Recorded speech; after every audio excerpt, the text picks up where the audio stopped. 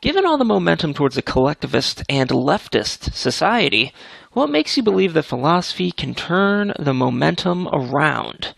Might the more effective method of turning society around be to withdraw and give the leftists exactly what they want, and to wait for the inevitable collapse that will follow as a result of their policies? Basically, Atlas shrugged. You have said yourself that crazy today has to always be given an out, and people won't face rationality until they have no other options. Wouldn't giving in be the fastest way to make them face reality, rather than prolonging the process by trying to convince them with evidence? That's from Jonathan. Well, hello, John. Hi, Stefan. How are you doing? Well, how you doing? I'm doing all right. Is there anyone in particular in your life that you think this applies to? Um, no, I think I kind of came up with the question. There's a recent poll that came out that says basically, I think it was a poll of 18 to 30-year-olds where socialism has basically a 49% say approval rating, or 49% of people 18 to 30 view socialism positively. And capitalism is actually lower now at only about 46%. So I guess that's what kind of got me wondering, well, it doesn't look like the momentum is going to change anytime soon. It seems to be going faster toward kind of a socialist leftist society. And Of course it is. Yeah. Because people automatically defer to their caregivers, and so many young men and young women are growing up in single mom households with Big Daddy government being the provider, that it's sort of like saying, okay, what do you think of your parents? Socialism is my father. And so I like him. Mwah, mwah, mwah. I mean, it's one of them. Of course, public schools are getting worse and all of that, but it would be weird if that wasn't the case. Right. So I guess the question that kind of begs, and I've seen in several episodes, you advocate peaceful parenting as a way to turn that around. You advocate, philosophy as being a way to spread reason and rationality. But then you've said in other episodes, well, a lot of people don't listen to reason and rationality. You present them with facts and a rational argument, and they basically close down and don't listen to any of it. So I guess what I'm kind of curious about is, I guess, why do you think that philosophy is a way to turn it around rather than waiting for it to just, or trying to, I guess, almost getting it to collapse as quickly as possible? Well, so if you're skeptical about the value of philosophy, my question, which is the basic philosophical question, is, well, John, compared to what? What is more valuable than philosophy? Do you think that a general social collapse is going to make people more rational or less rational? I'll say I could understand it going either way. So, like, for example, there have been some countries, New Zealand, I guess, would be, a somewhat example of, well, it got too far to the left and then kind of a pendulum swung, and it swung back in the opposite direction when the government almost went bankrupt. And, on the other hand, you've got countries like Russia that were, when the pendulum swung, it didn't swing much toward freedom, or it didn't swing very far away. It's still a very, controlled, it didn't swing very far toward freedom, I guess. So would maybe the best, and I'm not saying that philosophy doesn't have its use, but maybe the best way for, I guess, for rationality and reason and a free society to spread would be to almost like wait for, I don't know, I guess I've begun to doubt, I guess, whether there's anything that can turn it around short of the system collapsing. Yeah, I mean, I don't see any evidence that people are scintillatingly able to listen to reason now compared to when I started. I mean, I've been talking philosophy with people for 30 years and doing it in this format for a decade almost. So I have some experience in this matter. And so, no, people will not listen to reason, but when they face an extremity, they may listen to solutions. So I don't think that there's any words that can stop this careening, self-destructive, brakeless truck of acceleration towards a brick wall full of dynamite that we're currently experiencing in society. But when society hits the wall, see, this is one thing that people who've not been exposed or don't know a lot about conflict, particularly internecine or civil war conflict throughout history, is that we are very ferocious eventually when cornered. And people, the best way, for the most part, the best way to keep your genes going is to kind of duck down, lay low, and just have your kids and nod and bow and scrape to those in power. But there comes a time where that becomes impossible. In other words, when genes are facing extinction because of existing social circumstances, then we are all programmed to erupt in like what seem to be completely crazy ways. And you can see this, I've mentioned this before, that the British population in the 1920s and 1930s was like, no war, whatever we do, no war. The bomber has made it. The bomber in the 1920s and 1930s was the equivalent these days of nuclear weapons. They thought that the bombs would just create these firestorms and civilization would be wiped out. And so they wanted to appease Hitler, and they wanted to appease Mussolini. And so they appeased. Oh, we're going to go send Chamberlain over. He's going to sign the piece of paper in Munich that brings peace in our time, and so on. And shortly thereafter, they were at war. And then when they were at war like, screw you and your ancestors, and we are going to piss in your wells, and we're going to salt your ocean, and we are going to let out the blood of your kids, and we are going to burn this thing down at the root. And that's what happens when people are cornered. You know, even a rat will fight a bear if it's cornered. And so at some point, there will be a pushback, and the longer and the more off course things get, the more the blowback is going to be eventually. But we need philosophy to point that blowback in the right direction. So I don't view this as any more than a recipe for what to do when the smoke starts to clear. The idea that myself or other thinkers can stand between the decaying dysgenic self-interest of an increasingly illiterate and uneducated and frankly idiotic clan of human beings is a complete fantasy. Words are not magic, right? We may have spells, which is just an analogy for priests, but we can't stop it with language. We can't. And when people look at the extremities that I talk about, like, you know, ostracizing people who want to use violence against you, and they're like, that's totally the worst thing ever. I mean, how crazy is that? And it seems crazy. I get it. But because I know what the alternatives are if people don't take a stand, that it gets much worse. And then you're ostracized by, say, war or famine or disease or gulags or concentration camps or, you know, whatever awful stuff happens when the shit hits the fan, economically in particular.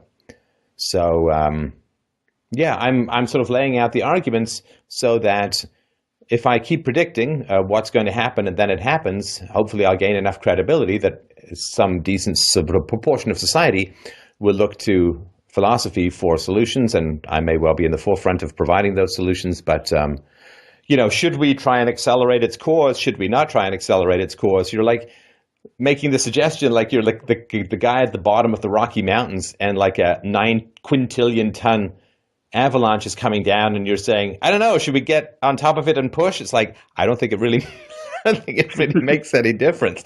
It's going to do what it's going to do. Yeah, I guess I maybe a analogy I guess maybe I would think of or that comes to mind is you've got um, you've got liberals on the left and conservatives on the right, and I don't mean conservatives as in like libertarian. I mean like very religious that aren't necessarily pro freedom. They're pro Republican in the case of America. They're wrestling with or for the steering wheel of a vehicle headed toward a cliff. And I guess rather than trying to convince these two kind of idiots, hey, we're headed in the bad direction. Would it almost be easier to say see ya and jump off the truck and find a completely different kind of leave Sorry, it behind you're gonna have to speak a little faster. I've got my listeners' old age okay. to consider here. Okay, just get to the point. Do you think that we should Okay. like start an island or go to the Well, moon? I'm not sure what you mean when you say there's some I don't alternative. know. Like, is there a way to to kind of start or to withdraw almost from it's Yes, the you most can. rational I've got to thing. finish this for you. Yes, you can withdraw from society. You can go and live in a self-built shack in the woods somewhere. But all you do is you take yourself out of the equation of where society goes from there, right? I assume you don't have kids, right? No. Okay, so you can go live in the woods and you're not really affecting anyone but yourself, I suppose. But since I'm a father, that option of going to live in the woods and letting society go to hell kind of went out the window when my daughter came out the hoo-hoo. So it is, you can do that if you want, but you're just taking yourself out of the fight, right? I mean, but I think we need people in the fight. I mean, you can run away from a very necessary combat with a growing evil. But for those of us who stand and fight, I'm telling you, we're going to curse your cowardly disappearing footprints. Okay. I guess my question though maybe comes down more to is the fight winnable? Like is Look, I the don't know. What the hell do you do? It's the fight winnable. Well, when has that ever been a guarantee in a war? Geez, do you remember? Oh, I don't know how old you are, but in 2003, they're going in. Oh, this thing's going to be done in 6 weeks. I yeah. mean, who the hell knows if a fight is winnable? I mean, if you knew for sure, you'd put a lot of money on one side or the other. But the reality is nobody knows. That's why you exercise will. Because if I thought the fight was going to win itself, I wouldn't bother fighting and then we'd all lose if everybody made that same decision. So I can't guarantee. I can guarantee you that if you go live in the woods, bad people are going to win. I can guarantee you if you don't fight, you're going to lose. But, are you going to win a gold medal in the Olympics? I don't know. Train like hell and run as fast as you can and be from Kenya. That's all I can tell you when it comes to that. All right. But it's the lack of knowing that makes life worthwhile, right? I mean, because you don't know, you can expend your maximum effort in the achievement of something virtuous. That's great. Because if you knew for sure you were going to win, you'd try less. And if you knew for sure you were going to lose, you probably wouldn't try at all. Not knowing is the spur to excellence. Not knowing and the accompanying panic is the spur to excellence. Okay. Well, then what about maybe a different approach might be? What if I don't know. What if the best way to bring about the change that would give a free society would be almost what if like hypothetical, okay? What if you ran as okay? For fuck's sakes, hit the gas on your conversation. It's like you've Okay. got pauses I could drive a truck through. Unless you're Okay. currently like being abducted, just spit it out, man. All right. So what if you were to run as the most socialist candidate in the history of Canada, and believing what you actually do believe,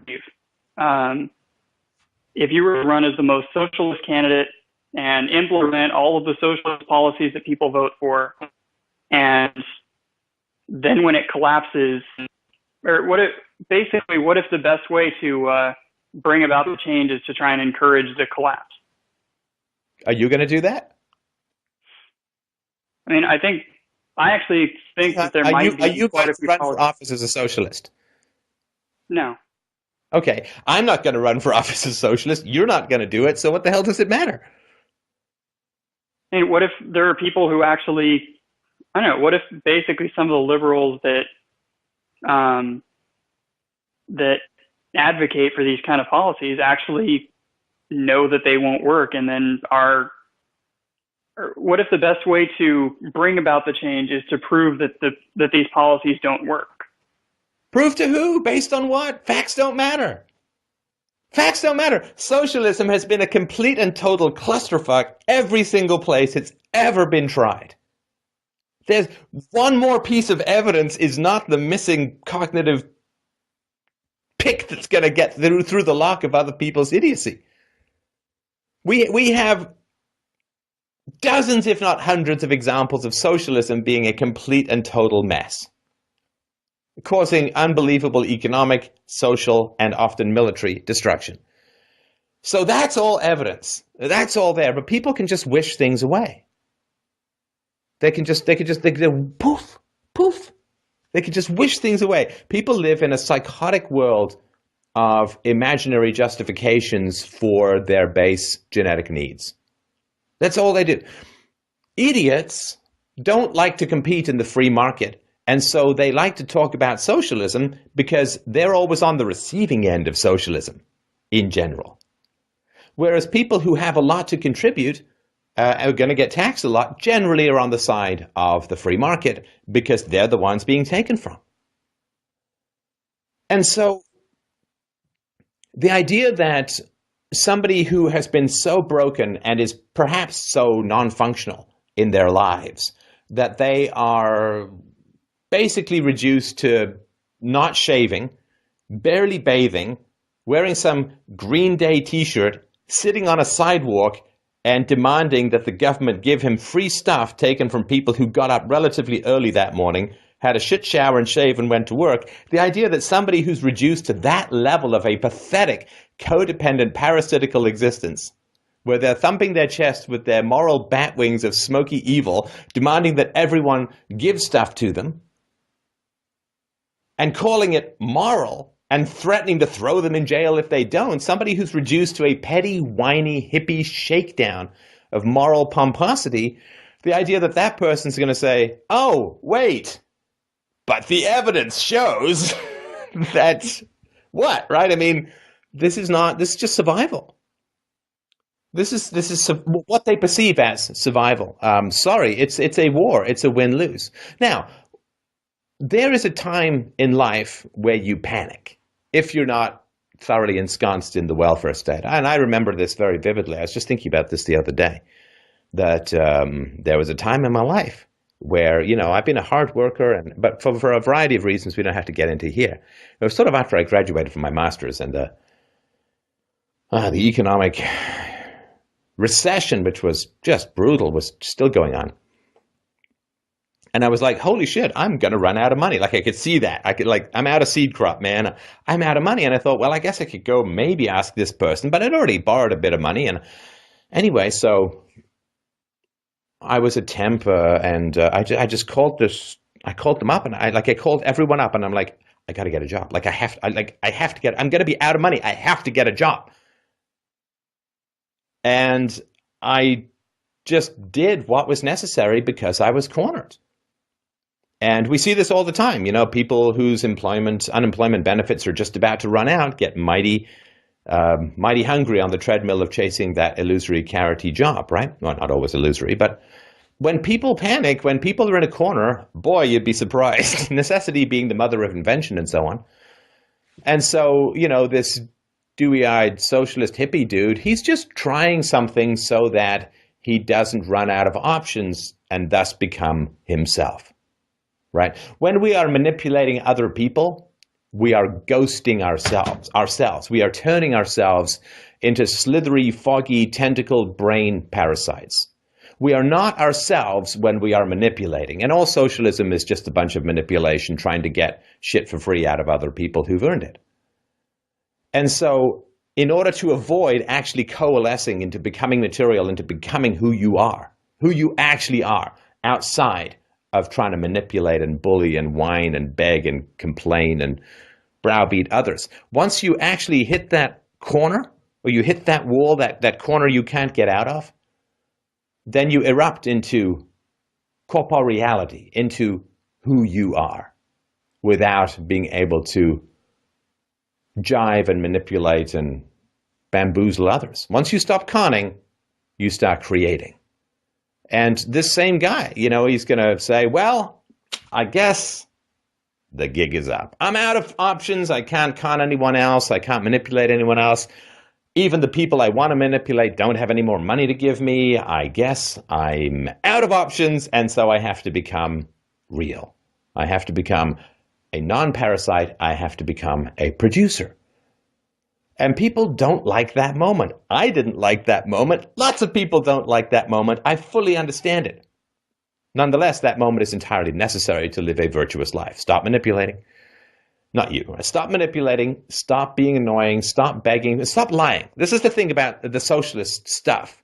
It's all lies. It's all lies. You want free stuff? I get it. I get it. You want free stuff.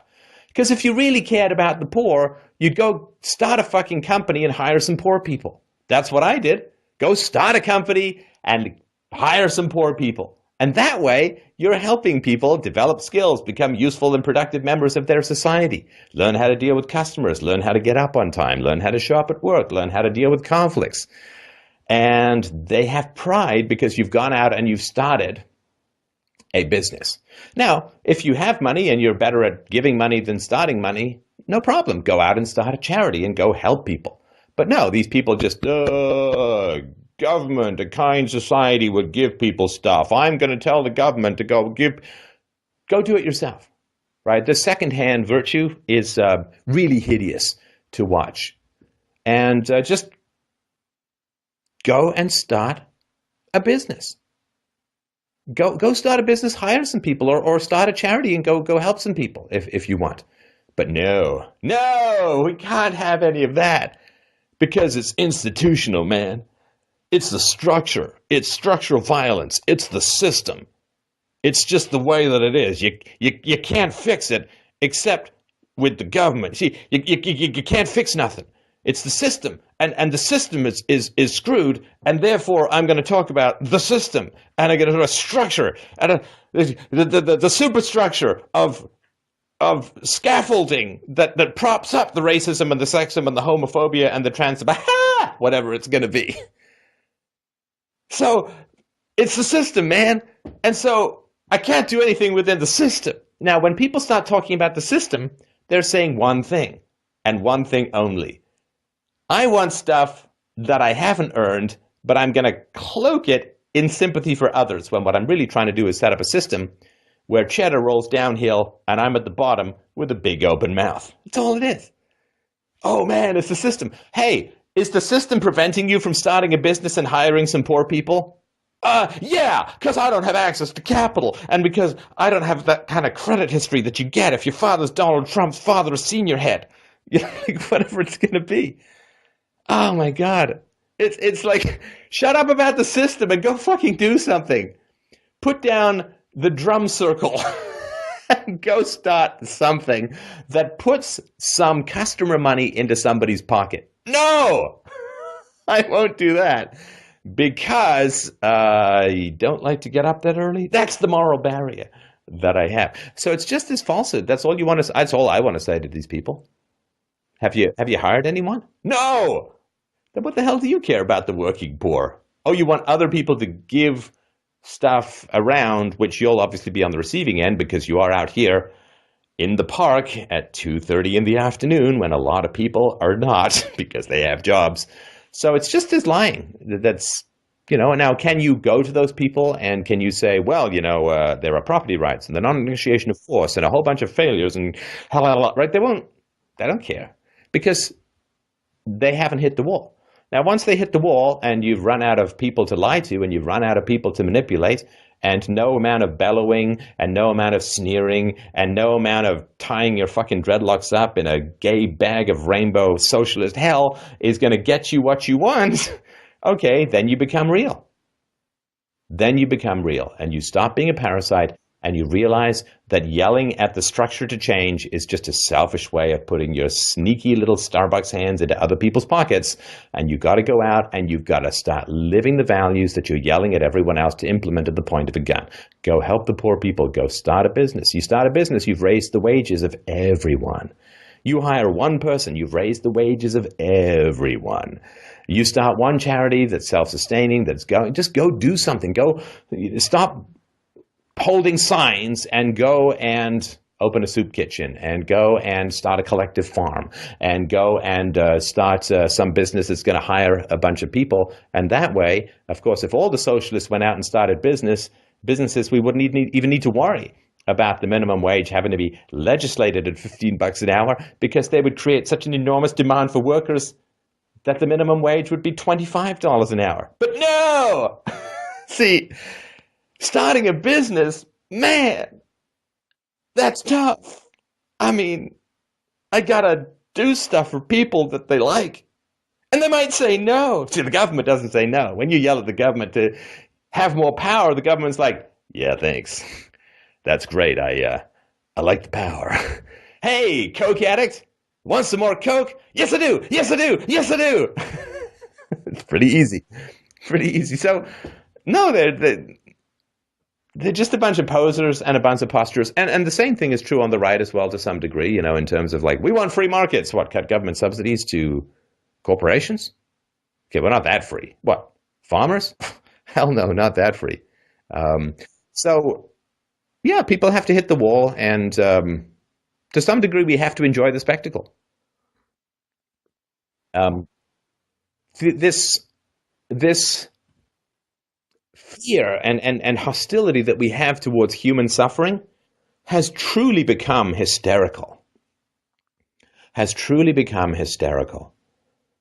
And that is really the final mark of decadence and imminent collapse in a society is psychotic levels of fear and hatred towards human suffering. You said something that upset someone. And you're white. Yeah, if you're black, that's fine, right? But that reality that we have become so R-selected and so paranoid about negative emotions, and this has been the whole result of the welfare state and subsidies to both rich and poor and all of that, is that, it's hard to go out and make money. And there's a lot of failure in startups, and it's very difficult. You might work for 2 years, 80 hours a week, and the whole thing might crater, leaving you $100,000 in debt. It's really hard. It's really tough. And it should be, because resources are very scarce. And it should be tough, and it should be hard. And so for me, at least, when the system hits the wall, yeah, there's going to be suffering. Good. I'm not talking about people starving to death and having to eat their baby's placenta or anything. What I'm talking about is there's going to be suffering and people are going to have to change. So what? So what? Deal with it. Life is change. Shit happens. Stuff goes down. I mean, I've changed a lot. I've had to change a lot over the course of my life. Industries that I thought would last forever kind of came and went in a heartbeat. I started off doing very well in acting, then got kind of bored of it. And you change a lot. You change a lot. And you adapt, and you'll be fine for the most part. It's all this staving off of any kind of change. And, this person is upset. This person, we've got this dread of upsetting people. Like there's any progress without pissing people off. Hey, you know who was a really content society for the most part was that single photocopied Mandarin day of the Chinese Empire that lasted about 6,000 years of Bill Murray chasing Andy McDowell around with a big furry animal in the title. That's pretty much no changes, not a huge amount of upset. You know how you know there's progress in society? A lot of people are really upset. A lot of people. You know, there were people who trained their whole life scooping up and shoveling shit from horses in cities. And then asshole car comes along. I guess they can become gas station attendants or something. But yeah, there's change all the time. Hey, just finished learning COBOL. What? Obsolete? I gotta learn something new. I could be a maintenance programmer, but then I'll want to die rather than get out of bed in the morning. Hey, here's some undocumented code from 1978. Can you fix it? It's only 400,000 lines with a whole bunch of go-to statements. I think there was one go sub in there, but I'm pretty sure it was a variable name and or a typo. Oh, and none of the variables were declared as types. All varchar. So yeah, I mean, progress means upsetting people. You know, those people who were really good at making rotary dial phones, the original touch not so screen. Yeah, really great at making rotary dial phones. They had patents and everything. Have you seen a lot of rotary dial phones that aren't imitation iPad screens? No. All that machinery, all finely calibrated for making rotary dial phones. Ooh. Hey, mainstream media. Remember when you could just push around Republicans and be total assholes and they had nowhere to go? They have somewhere to go now. It's called the internet. So I'm afraid, NBC, you are SOL. So we've given up on progress because we're afraid of offense. We're afraid of upsetting people. And we've got this kind of girly mentality. And not all women are like that, but we kind of got this girly mentality of what you're doing is really upsetting Aunt Flo. She's upset. She's run off into the other room and she's sobbing because you said something about public school not being great, and her sister is a public school teacher. She's really upset. Go in there and apologize to her. I can't believe that you made her upset. How cold and cruel and right? And that's a kind of girly thing, right? You have to not let the girly manipulations take over society. Otherwise, hey, guess what? No society forever, at least until that problem is solved.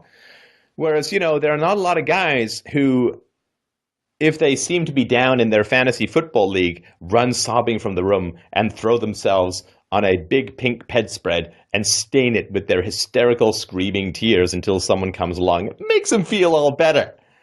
It's just not the way guys work. Or at least it's not the way guys used to work. Maybe it's the way guys work now. And the last point that I wanted to make is, you talked about Australia. Well, Australia, you see, I like multiculturalism in a lot of ways, but there's a big problem in multiculturalism, which is that when you have a largely homogenous society, right? Let's say Haiti, right? Haiti's a lot of blacks and so on, right? And so if there's a big change to be made in society, let's say Haiti runs out of money, or as you said, right? New Zealand ran out of money until the giant Hobbit resurgent economy hit them with the Peter Jackson money bombs. But if you have a largely ethnically homogenous society, that when the shit hits the wall and people have got to change, there's not really that much infighting. There is a sense of, okay, we're all going to pull together. We all have kind of the same color eyes, and there's no point turning on each other because we kind of all got in this together, so we all have to pull together to get out of it together, right? So when you have an ethnically homogenous society, when the shit hits the wall, you don't dissolve into massive race-baiting wars, which is, a problem that happens because skills and abilities have not been distributed evenly by Mother Nature between various ethnicities. And what that means is that when the shit hits the wall, it hits some ethnicities a lot harder than others, and then you get endless screams of racism. And this is one fundamental reason why America is having trouble solving these problems, is that everybody knows that if you cut spending, which community is it going to hit the hardest? Hint, it's not Korean, right? So if you cut social spending in America, it's going to hit the black community the hardest because they're the community that has the most dependence on welfare. They are the community that has the highest crime rates. They are the community that's most dependent on government aid. And they are the community where almost 3/4 of the kids are born to single moms who are dependent upon the state. So if you cut social spending evenly across the board, color-blindedly, what's going to happen? Well, it's going to hit the black community the hardest. And then everybody's going to scream racism. And this is one fundamental reason why multiculturalism is kind of paralyzed, is that every now and then Everybody needs to pull together as a team to solve really difficult and intractable social problems like, say, I don't know, borrowing almost $17,000 every single second. I don't think that's hugely sustainable. I've been in Monopoly games, doesn't really work. And so this is another reason why this multi-ethnic societies is a problem. It wouldn't be as much of a problem if the ethnicities all act the same, roughly, then it's not really a big problem. People say, oh, well, the Germans came over and the Irish came over. Yeah, and, they kind of ended up acting pretty much the same after a certain amount of time, a generation or two. But the problem is among the blacks and the Hispanics, they don't end up acting the same as the white population or the Asian population. And the white population doesn't even act as well as the Asian population in terms of murder rates and income and unemployment and so on, and single motherhood and family stability and so on. So we all need to turn Japanese. That's my first point. But my second point is that when the shit hits the wall and the government starts running out of money, well, it doesn't end up affecting ethnicities in the same way. And that way, every government cut is called racist.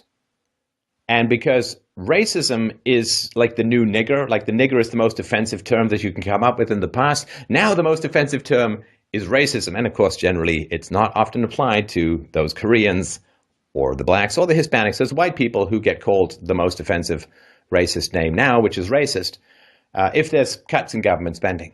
And so this is another reason why ethnically diverse societies have a huge problem trying to control the size and power of the state, because when you reduce state spending, it hits some communities a lot harder than others. Said communities then scream racism until the money flow is turned back on. And this is, of course, the Republicans have just voted to give Barack Obama the infinite God spree visa spending card from now until like 54 days into the next president's term and forever.